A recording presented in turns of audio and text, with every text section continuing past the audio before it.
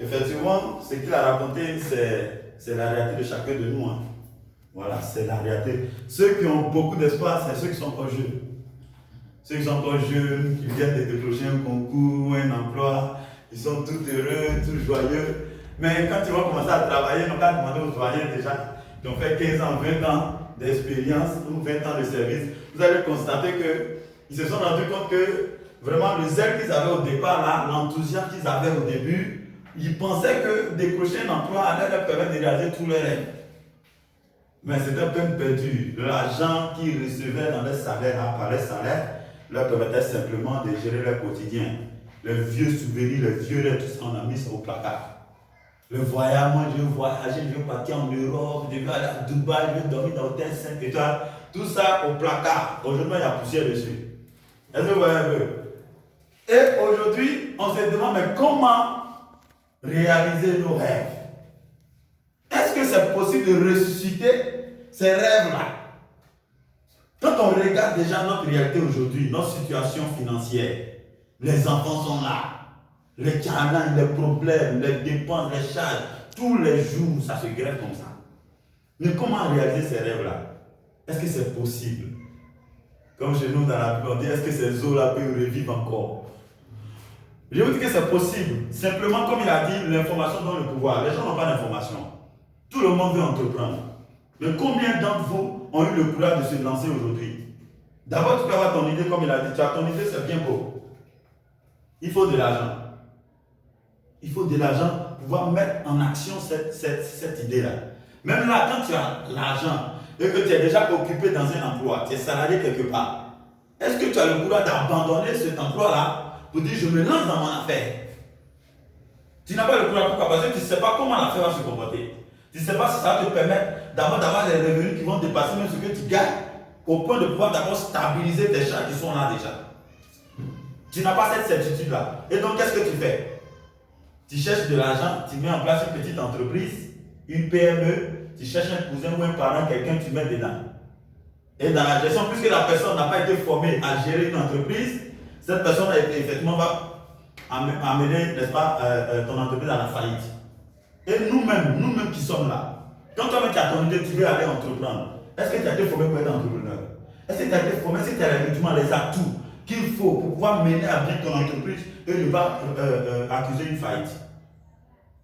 Tout le monde n'a pas cette capacité, tout le monde n'a pas ce savoir-faire. Donc qu'est-ce qu'on fait? On est là, on sait qu'on doit entreprendre pour être multimillionnaire, on doit entreprendre pour pouvoir atteindre les dépenses financières, mais on n'arrive pas à entreprendre. Pour d'autres, c'est manque d'idées, pour d'autres, c'est manque de financement, pour d'autres, c'est manque de compétences. Alors aujourd'hui, je vais te demander, est-ce que quelqu'un d'entre vous, pendant que vous êtes assis là, est-ce que quelqu'un rêve d'être entrepreneur, d'être son propre patron et d'être à la tête peut-être d'une multinationale, d'être à la tête d'une entreprise? Combien rêvait ça aujourd'hui? Combien rêvait ça au départ? Et toi, Gagne? Tu rêves pas à ça aussi? Ok, tout le monde rêve à ça. On doit être aussi.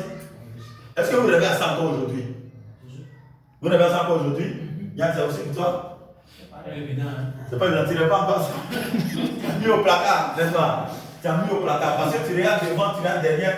Tu te dis que tu n'as pas de moyens, de contrôle pour pouvoir faire ça. Ok, je veux qu'on parle clairement de terre à terre. Qu'est-ce qu'une entreprise?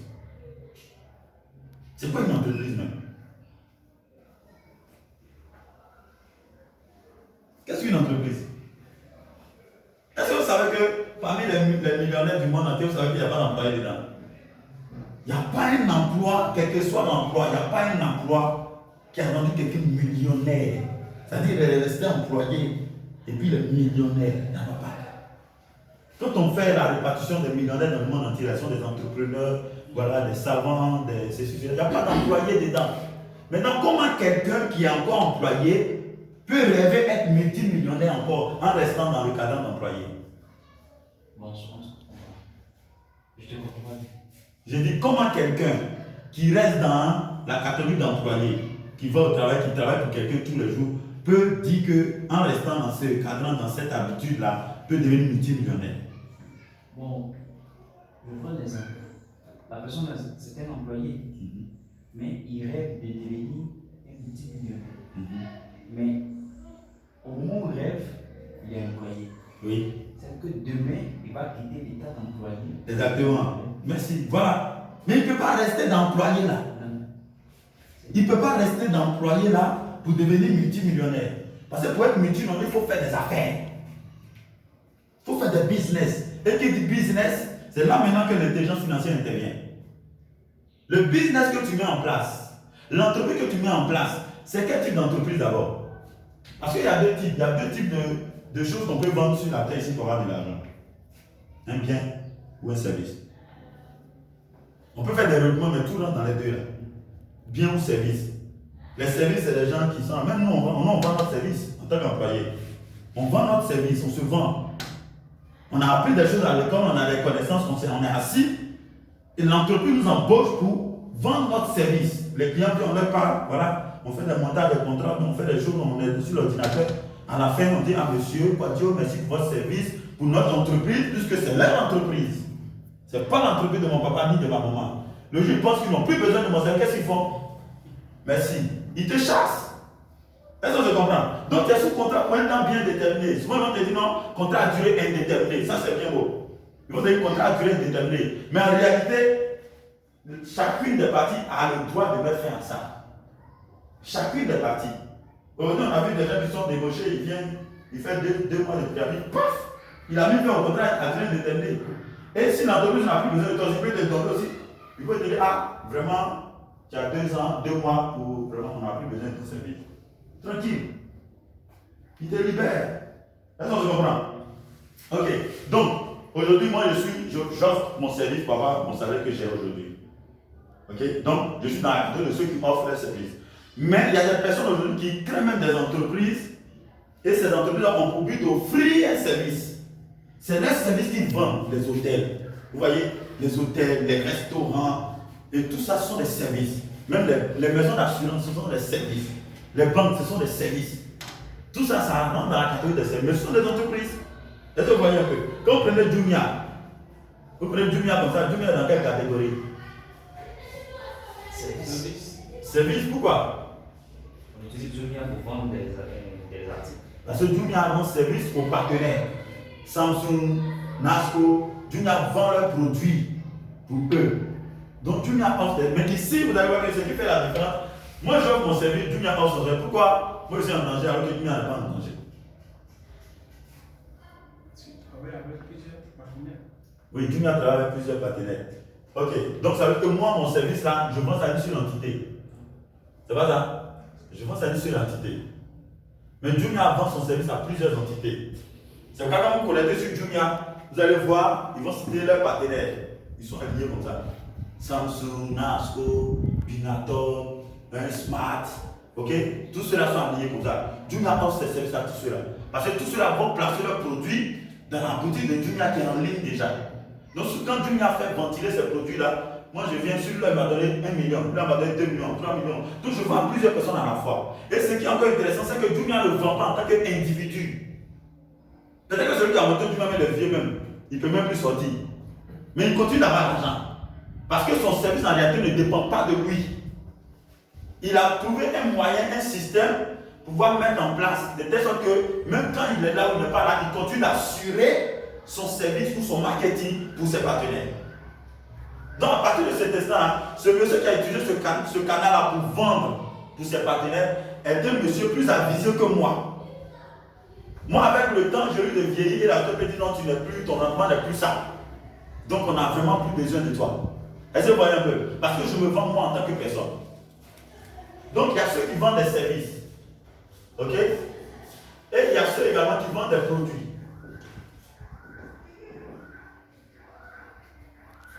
On se suit?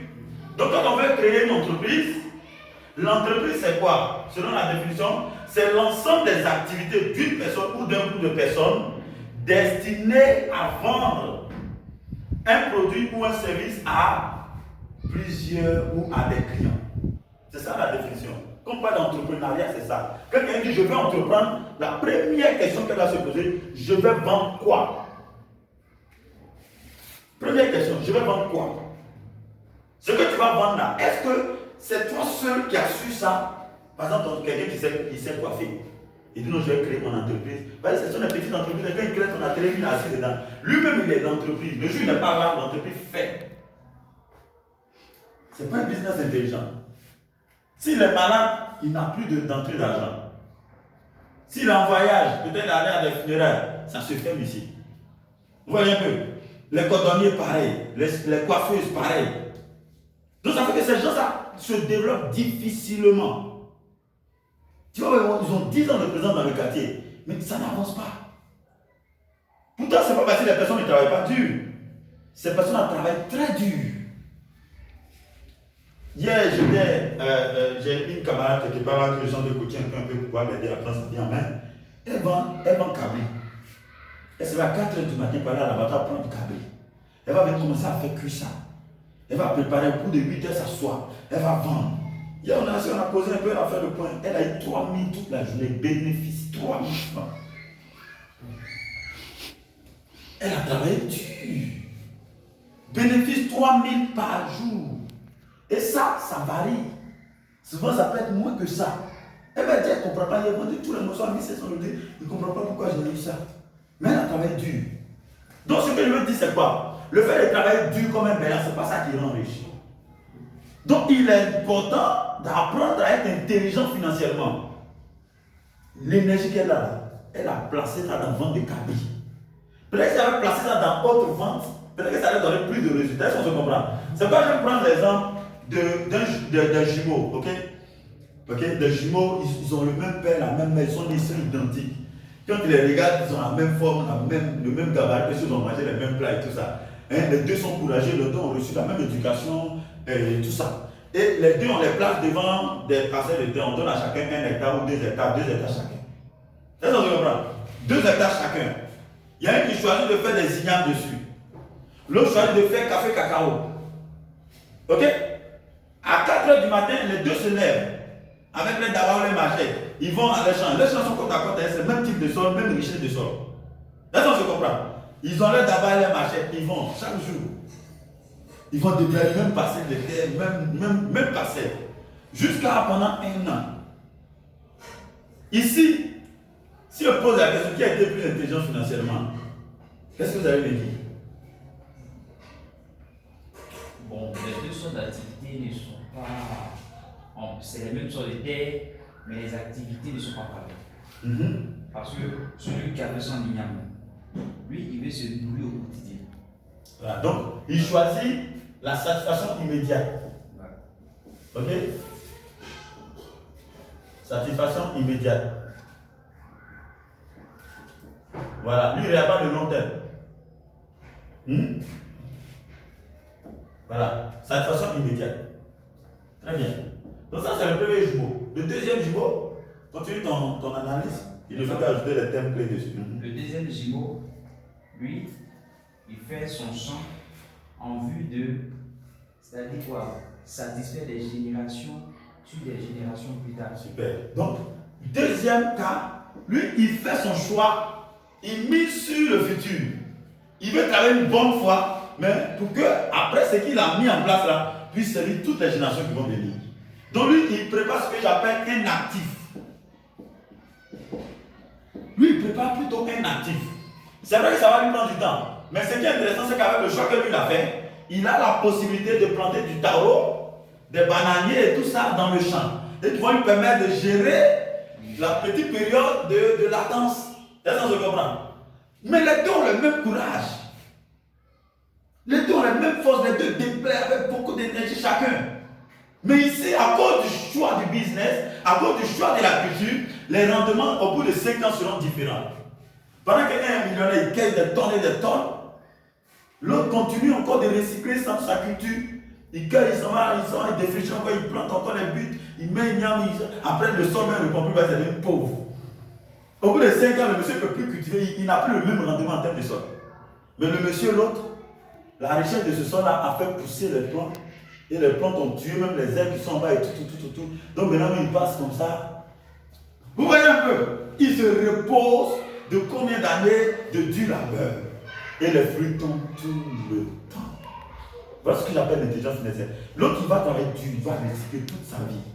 Toute sa vie. Même dans sa vie, il va le voir encore à la Il est en train de regarder encore entre les briques à banderie des mauvaises herbes. L'autre, arrivé à cet moment, il n'a plus besoin d'herbe là, même ça finit en bas. On a vu ça, quand on va venir en bas, herbe là, il n'y a plus d'herbe en bas. Les gens ne font que rassembler un peu, juste les feuilles, pour laisser un peu, voilà, l'eau pénétrer un peu dans le sol, voilà, c'est juste ça.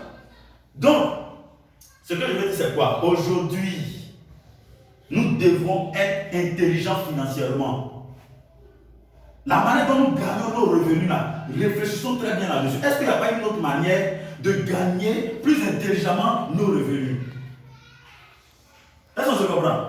Je vais prendre maintenant le cas, puisqu'il faut vendre, j'ai toujours dit ça, tu ne vends pas quelque chose, tu n'as rien. Même les planteurs, ils vendent du cacao, ils vendent du café, ils vendent les EVA, tout ça, ils vendent. C'est des vendeurs, nous tous sommes des vendeurs. Les travailleurs vendent des services, les commerçants vendent des produits et tout ça, chacun vend. Donc, moi je dis toujours aux gens, nous sommes tous des vendeurs. Les multimillionnaires, les milliardaires, ce sont des vendeurs. Sauf qu'eux, ils vendent en créant une entreprise qui fait voyager leurs produits. Est-ce qu'on se comprend? Et dans cette activité de marketing, d'entrepreneuriat ou d'entreprise, vous allez voir qu'il y a un aspect très important, c'est le marketing. Comment commercialiser, comment faire vendre, comment faire circuler ces produits. C'est là aussi que beaucoup de personnes échouent. Parce qu'ils n'ont pas appris à faire ça. On se suit? Donc le marketing est important. Les commerciaux sont importants pour les sociétés. Mais voilà un monsieur qui est là. C'est un ami intime. Voilà. Et je le connais très bien, c'est un commercial. Ok? Il vit de ça. Aujourd'hui, en tout cas, petit à petit, il commence à s'en sortir. Mais je l'ai invité parce que je veux lui montrer que le marketing, même le commercial, il y a deux types. Est-ce que vous voyez? Il y a deux types. Il y a ce qu'il appelle le commercial solo. Commercial? Solo. Solo. Solo. Seul. Ok? Le commercial individuel. Son chiffre d'affaires n'est généré que par lui seul.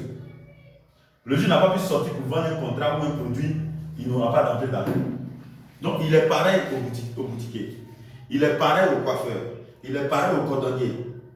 Dont les revenus ne dépendent que d'eux seuls.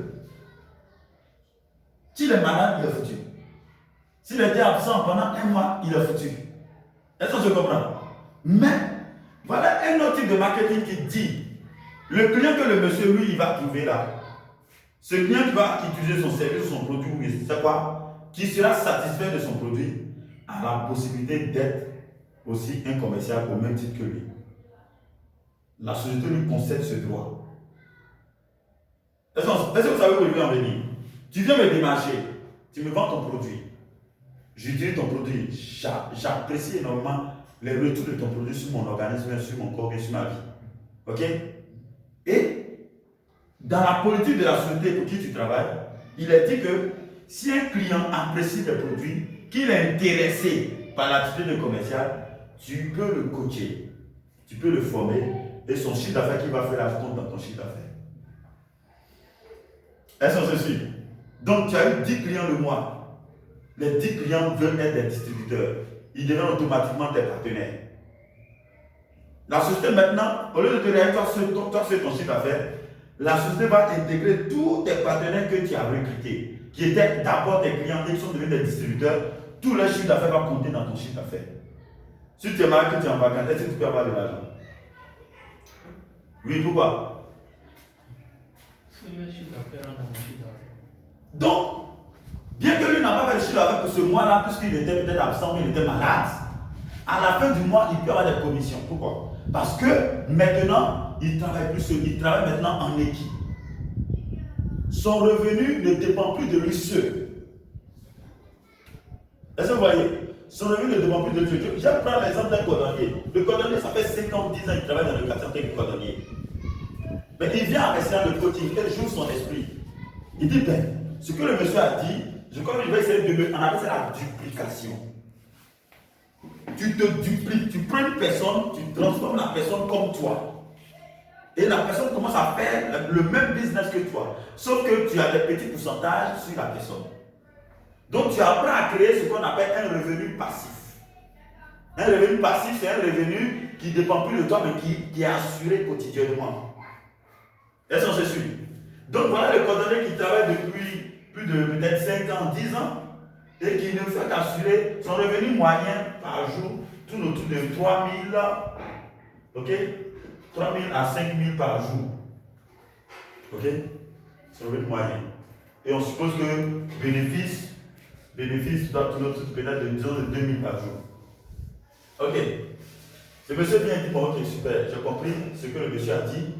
Le mois qui suit, il regarde au quartier, il y a des jeunes qui sont là, qui font rien, qui tournent, qui vadrouillent et autres. Il appelle 2, 3, 4, 5, 10 personnes dedans. Il dit, est-ce que ça ne vous intéresse pas d'être cordonnier? Je vous fais. Il dit, mais nous on ne fait rien, de toute façon, ça peut nous intéresser. Il prend ces jeunes-là, ces petits jeunes-là, et il les forme. Comment coudre, comment coller les chaussures, comment faire toutes ces choses. Et qu'est-ce qu'il va faire? Il va dupliquer son atelier. Il va l'installer à l'angle là-bas du quartier. Il dit, toi, tu seras là-bas. Ok? Il prend un autre, il le forme encore. Il installe là-bas. Donc, à chaque recoin du quartier, il a des positionnements, des démembrements de son activité. Il est en train de devenir entrepreneur, mais il n'est pas entrepreneur. C'est une entreprise qu'il est en train de monter là. Il peut même nommer ça privilège cordonnerie, quelque chose comme ça. Et les petits qu'il a formés, qu'il a positionnés là, il peut leur demander simplement, écoutez, si on se peut, chacun peut faire aussi 2000, voilà, on se peut chacun faire 2000 aussi par jour. Il dit, bon, donnez-moi, disons 1000 francs. Il me verse 1000 francs par jour. Le reste c'est pour vous. 1000 francs par jour, le reste c'est pour vous. Moitié-moitié. Parce que je vous ai formé, vous encadré, et en plus j'ai pris mon argent, je vous ai positionné. Donc, le verset 1000 francs, le reste c'est pour vous. Si vous avez plus de 2000, le reste c'est ce que sont donnez-moi 1000 francs seulement. Donc, celui de par jour, M. X va avoir, en plus de lui, peut-être son bénéfice de 2000 qu'il avait par jour, pendant combien 10 ans il faisait son activité.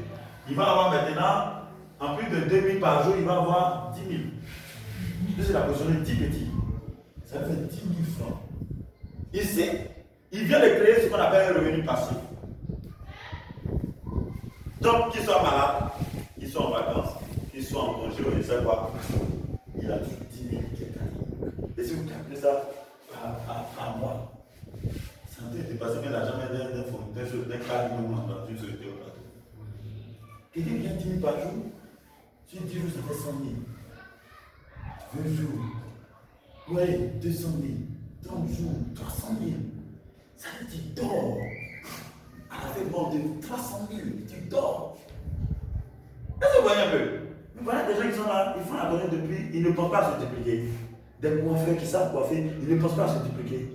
Pourtant, dès qu'ils ont appris à gagner intelligemment leur argent, ils peuvent commencer à faire la transition vers le cadre et les travailleurs autonomes, vers le propriétaire d'entreprise, de business.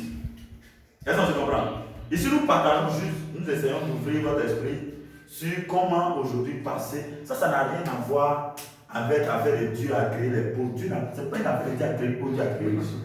Non. Ce sont nos choix quotidiens que nous faisons là.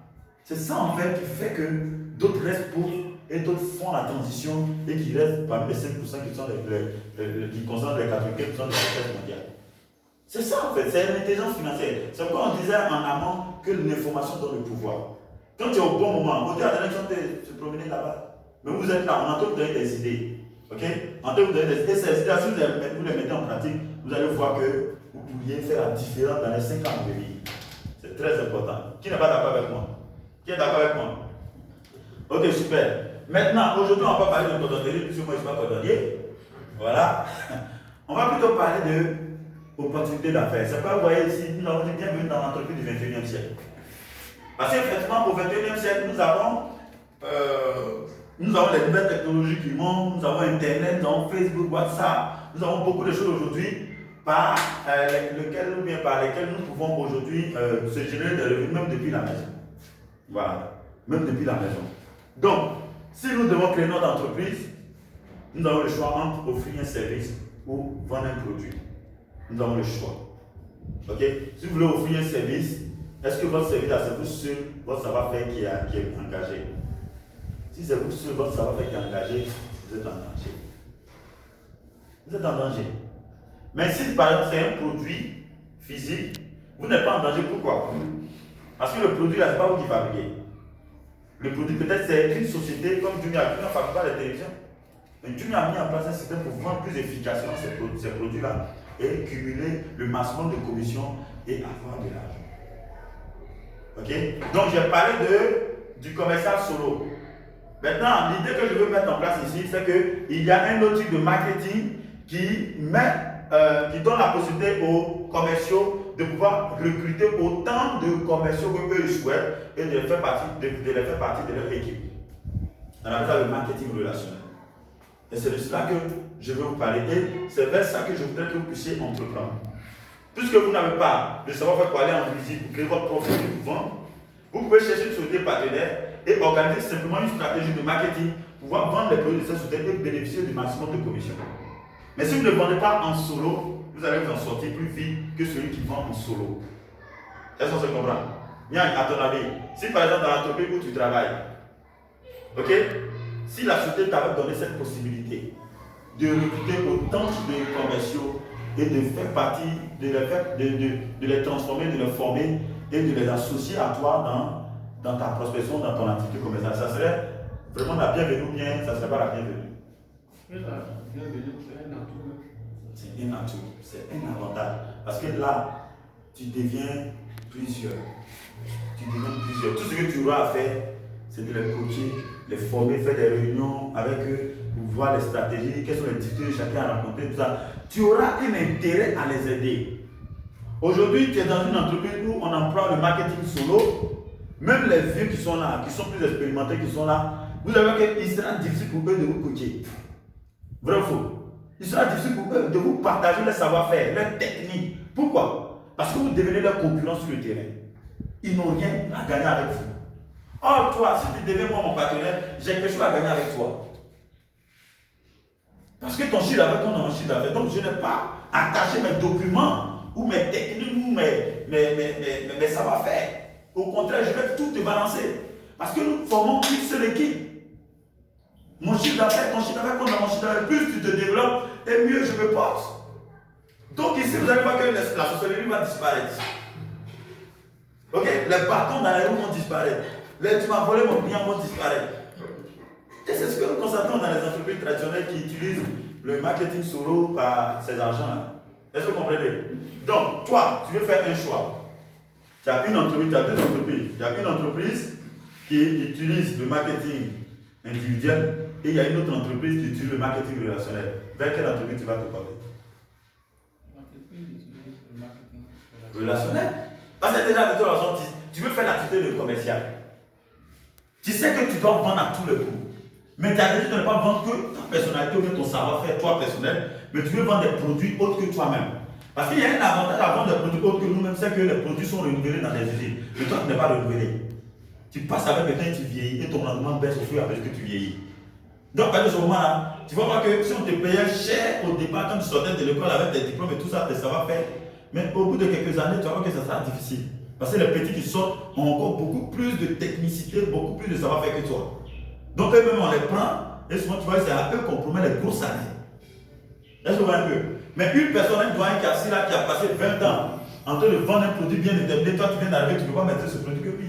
Quelle que soit même ta technicité et tout ça, parce qu'il s'agit ici de vendre un produit.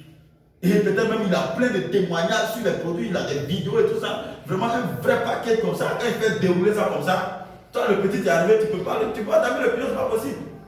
Est-ce qu'on se comprend? Tu ne peux pas lui damer le pion. Peut-être même son réseau marketing est devenu large comme ça. C'est un top leader, top parrain. Son chiffre d'affaires monte à des combien centaines de trucs. Pourquoi? Parce que peut-être en bas de lui, il a 2000 partenaires. Quand tu viens d'arriver, tu fais comment? Pas mal. On se comprend? Donc, aujourd'hui, moi je vous conseille d'apprendre à vendre des produits. Mais pas mettre ça dans ça pour vous promener dans les rues d'Abidjan. Mais un système intelligent à travers juste le partage d'informations. Donc, je vais vous simplement parler du marketing relationnel. Ok? On va voir ce que c'est que le marketing relationnel. Je veux que vous puissiez bien comprendre.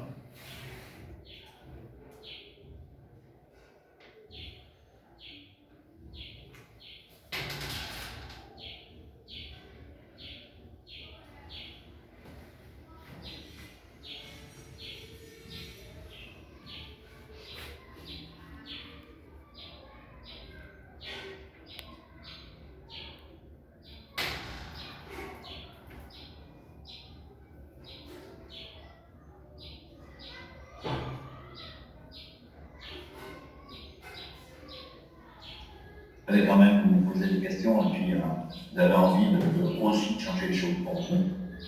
Maintenant, on va passer un peu plus dans le vif du sujet avec le marketing de réseau. C'est quoi le marketing de réseau? D'abord, comme j'avais dit, je fais des produits de qualité supérieure. Ça, c'est incontournable. Quand je parle de qualité, je parle aussi de produits, pardon, je parle de produits ou services, parce qu'il y a des services qui sont excellents aussi dans le marketing de réseau. C'est vraiment ce qui motive souvent les gens au départ. On rentre parce que le produit nous interpelle et nous appelle. Voilà, c'est souvent la motivation. C'est pas toujours, mais c'est, je dirais dans 80% des cas, c'est la motivation de départ. Ensuite, il y a l'opportunité que présente le réseau, parce que quelque part, il y a le produit, mais l'opportunité financière, c'est aussi un produit, c'est-à-dire la possibilité de participer